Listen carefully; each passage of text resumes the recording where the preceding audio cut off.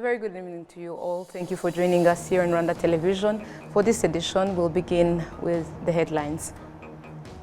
President Paul Kagame emphasizes that the education sector is one of the key pillars in the country's development and its citizens. Rwanda judiciary calls for trust for the alternative dispute resolutions procedures as an effective tool to solve the long-standing challenge of high case backlogs in courts.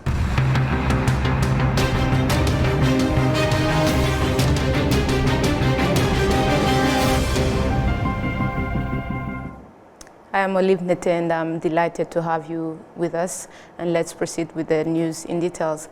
As we begin this edition of the news, let us inform you that President Paul Kagame has received Veronica Nduva, the Secretary General of the East African Community, for a discussion on regional integration and other matters relating to the East African Community.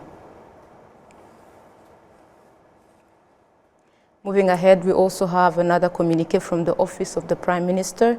Pursuant to the Constitution of the Republic of Rwanda, especially in its Article 112, today, the 13th September 2024, His Excellency the President of the Republic has appointed Ms. Alphonsine Mirembe, Deputy Director of Cabinet in the Office of the President. This is done at Kigali, 13th September 2024, on behalf of His Excellency the President of the Republic of Rwanda, Paul Kagame, signed by Dr. Edouard Ngirente, the Prime Minister of Rwanda. Now, moving ahead, President Paul Kagame emphasizes that the education sector is one of the key pillars in the country's development and its citizens. And from here, the head of state urges the new Minister of Education to fulfill his duties assigned. We have details with Prince Manzi. Upon receiving the oath of the new Education Minister, Joseph Nsengimana, the President of the Republic of Rwanda, His Excellency Paul Kagame, emphasized that taking oath means serving your nation through the responsibilities given. The head of state stressed the importance of the education sector in the citizens' development and the country at large. Uburezi biri mu bintu by'ibanze dushyira imbere. There is remarkable progress in our education sector, but we have not yet achieved our aim or our satisfaction, given what we see here and there. The responsibility that Nsengimana has oath for, I want to inform you that you are not going to work on it alone, but rather with all of us and various levels. We have to work together for our education sector, which is key to many things to develop. Where we are, it is better, and we must continue to develop. That is the responsibility you have, and as I said, we will collaborate for the sake of the youth, the aged, and the development of the country. It is not simple, but it is doable, as in other places it was possible, and also how here it was possible from where we were to where we are. It is possible to continue to develop.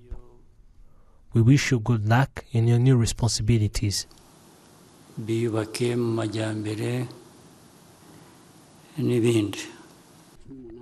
President Paul Kagame also informed the new Minister of Education on the role of this sector in the country's development and relations with the rest of the world.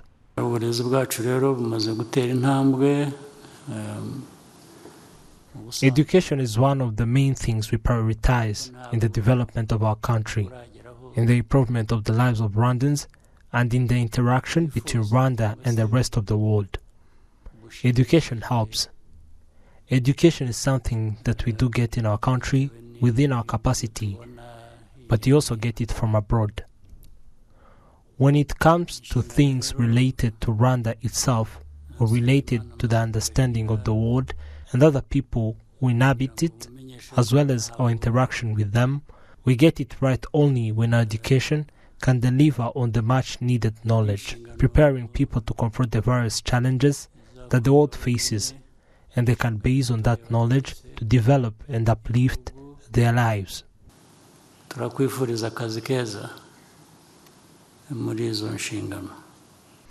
Until his appointment, Sengimana was the director of the Mastercard Foundation Center for Innovative Teaching and Learning based in Kigali.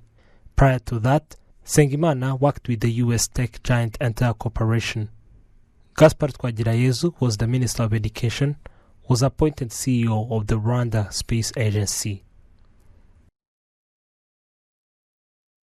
Thank you, Prince, for the details. Now, moving ahead, on Friday, campaign activities for the senatorial candidates concluded around the country. The National Electoral Commission reported that these activities proceeded as planned and met expectations. We have details.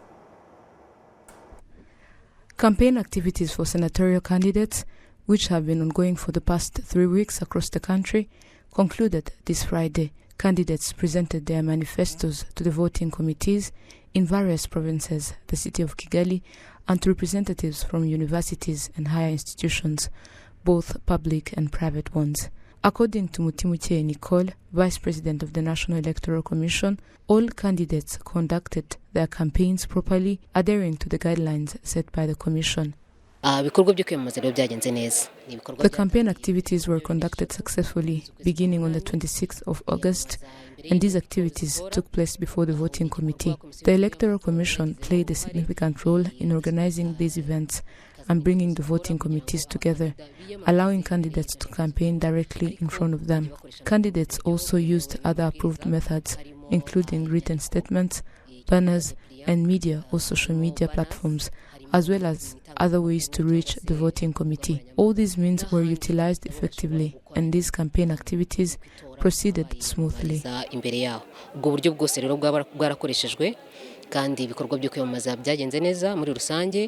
Campaigning directly in front of the voting committee concluded on Friday, but senatorial candidates have one additional day, Saturday, to use other legal means such as posters, logos, social media and media outlets for their campaigns. The Vice President of the Electoral Commission encourages voting committee members to actively participate in these elections, emphasizing their role in representing Rwandans and making informed choices. These elections are conducted indirectly, meaning that the general population with the right to vote will not participate directly. Instead, 12 senators will be elected by representatives whom we the people have already voted for. These representatives from a voting committee tasked with selecting the senators who will represent us as Rwandans. We urge them to fully understand the importance of this responsibility so they can carefully choose the right senators. Additionally, there are voting committees in higher institutions and universities, and we encourage them to participate actively and select lecturers who will represent them in the Senate. The senatorial elections are scheduled for next week. On Monday, September 16th, 12 senators will be elected from the country's political bodies, 3 each from the South, East and West provinces, and 2 from the North province, and 1 from the city of Kigali. On Tuesday, September 17th, 2 additional senators will be elected, 1 representing public universities and higher institutions, and 1 representing private ones. On this matter of elections, the National Electoral Commission has urged eligible observers for the upcoming senatorial elections to adhere strictly to the established guidelines, emphasizing the importance of not interfering with the electoral process. Meanwhile, international observers have commended Rwanda as a leading example of democracy, particularly in the conduct of its elections. Take a look. On Friday, election observers from recognized political parties, representatives of Rwandan institutions, the civil society, and other stakeholders met with the National Electoral Commission. The meeting focused on guiding the observers through the senatorial election process and clarifying their responsibilities while monitoring the election. Charles Munyaneza, the Executive Secretary of the National Electoral Commission, provided insights on the key protocols that observers are expected to follow. First of all, they have the right to monitor election activities, but only if they are authorized to do so. To obtain this right, we provide them with certain documentation and badges indicating their assigned locations. Once they have these credentials, they are permitted to follow election activities and receive updates on all related events. However, there are restrictions on what they are allowed to do. For example, the law prohibits them from interfering with the election process, giving orders to those overseeing the elections or entering the polling room while voting is in progress. So while there are certain activities they can engage in, there are also things they are not permitted to do.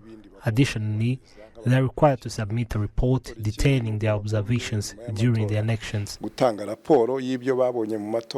Ambassador Khalid Musa, the chargé d'affaires at the Sudanese embassy in Rwanda, who took part in these discussions, highlighted that Rwanda serves as a strong example of an African nation committed to democratic principles, citing the transparent conduct of recent presidential and parliamentary elections as evidence. As the international observers, we have got the whole information that we need, and we do appreciate the transparency, the facts that we have given. Overall impression about the election in Rwanda, in all level, presidential, parliamentary, right now senators' elections, it represents like an African model for democracy. That because it fulfills all the international requirement about the election, that fairness, transparency, political participation. It was an amazing, even according to the international standards, that more than 98% of the total population of eligible electors that have been cast their vote over there. That means the whole population is really engaged. Electoral observers from the National Consultative Forum of Political Organizations in Rwanda expressed confidence that the senatorial elections will be conducted smoothly and successfully.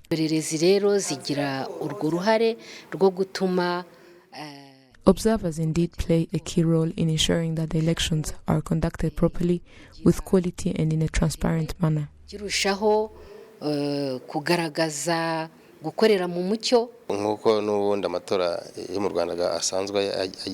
As elections are typically well conducted in Rwanda, we expect this one to be carried out smoothly as well. The Commission has made thorough preparations, and candidates have been campaigning in various occasions, meeting with those who will vote. Without a doubt, we are confident that the elections will be conducted successfully. As of Friday evening, approximately 132 electoral observers had received credentials to monitor the senatorial elections scheduled for September 16 and 17. This group includes 128 observers from within Rwanda and 4 from abroad. The observers represent recognized political parties in Rwanda, the Rwanda Governance Board, the National Commission for Human Rights, and the Center for Peace. International observers include representatives from Sudan, Zimbabwe, and other countries with embassies in Rwanda. Now to justice matters. Rwanda judiciary calls for trust for the alternative dispute resolutions procedures as an effective tool to solve the long-standing challenge of high case backlogs in courts. William Evans with more. Over the last 5 years, filed cases in all Rwandan courts increased by 19%, from 75,188 cases in 2019-2020 to 89,426 cases by the end of June. Still, by end of June, a lot of 76,273 cases were pending judgment in courts of law. Out of those, 44,779 cases, accounting to 59% of all pending cases in court, are backlogs. Although the judiciary had set their backlog target at 61%, this was only realized by 59% owing to various reasons. First reason that I will put in front is that the cases, the way they track into the court, of course, the traffic of the cases that come into the courts will supersedes the number of the judicial officers that we have on the bench. The other reason is that trust in the judicial system and the courts. Of course, people will not come to court if they don't trust them. They would have resorted to other means other than coming to court. The other is probably even our laws that are very open, that sometimes you'll find the mandate that everything is supposed to be sanctioned by a court. And consequently, because as I said, you'll not be having enough staff to reach into that way, and then definitely it ends up having courts having backlogs in the long run. Honorable Justice Geoffrey Chiriabwide Justice of the Court of Appeal and Constitutional Court of Uganda, who is also a member of the Uganda Alternative Dispute Resolution Committee and a focal judge of the Court of Appeal for appellate mediation, while paying a courtesy visit to the Alternative Dispute Resolution Center in Nyarugenje, acknowledged backlogs and case logs as persistent challenges which centers as this can easily resolve. Many countries are struggling with the issue of case backlog. They are struggling with case workload and also the speed at which disposal of disputes is taking place. There is a tendency that when a dispute crystallizes, people immediately go to the courts. They forget to talk to each other. They forget to bring in a third party to help them to talk to each other. And this is where we're thinking that let us try and make the courts a last resort. Let us see if these other mechanisms, these alternative justice systems, they can resolve the issues. If they cannot, then they can escalate to a higher level of dispute resolution. There is clear consensus that we cannot use litigation to resolve each and every dispute. So I commend this center to the people of Rwanda to use. I commend it to the lawyers, and I commend it to their clients. According to the official gazette of 4th August 2023, Article 10 subsection F, the state of Rwanda commits to building a state committed to constant quest for solutions through dialogue and consensus as part of the homegrown solutions. Upon this background, an alternative dispute resolution center was established and made available for free usage to all stakeholders. Dr. Frank Asimwe, who we found at ADR Center in a session, told us that this approach prioritizes peace and harmony by having both the complainant and the defendant be a part of the solution. It is really very good because people can issue out or can articulate their problems, they can be listened to, they can be helped in a number of ways, even reaching. So you find even it reduces the anger people come to court having. You find that they have reached an agreement. It comes from them. It's not forced, it's not the judge or whatever. So the mediator helps them to reach an agreement that they take part in reaching to. So it's very important.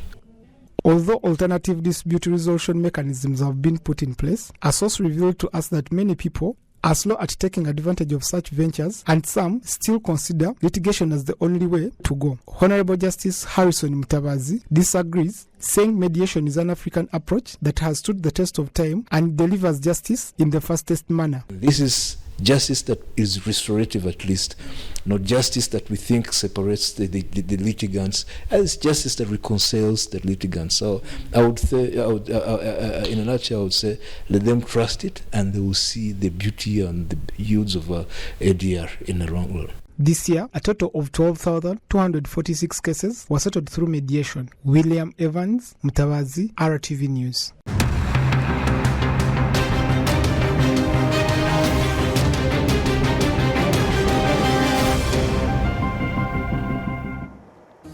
And on behalf of the technical and news production team, thank you for joining us today. Have a fruitful weekend.